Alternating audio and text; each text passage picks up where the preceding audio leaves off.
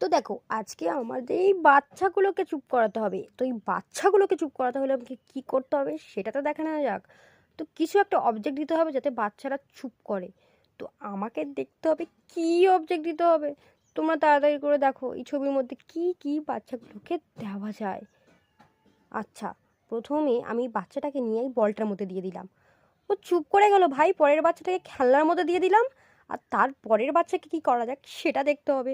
এত কাঁদছিস কেন? আয় আয় এদিকে আয়, ট্যাবের মধ্যে দিয়ে দিই। বাহ, তুই ট্যাবই দেখ, কোনো পড়াশোনার কাজ নেই, ট্যাবই দেখ।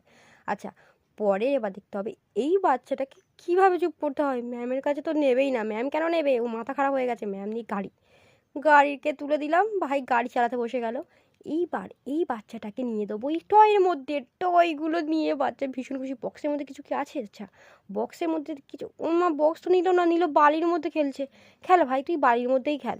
বাচ্চাটাকে কি, হ্যাঁ তুই তো পড়াশুনো করতিস না ভাই, এবার পড়াশোনাতে ভালো হয়ে গেলি। আচ্ছা, তারপরে দেখতে হবে এই বাচ্চাকে কীভাবে চুপ করা যায়। কিন্তু কোথায় উঠবি? তাক থেকে বই বেরো, বই পড়ছে মানে কি হচ্ছে এইসব? ছা খুশি। আচ্ছা, এই বাচ্চাকে কি দেওয়া যায় বক্সের মধ্যে?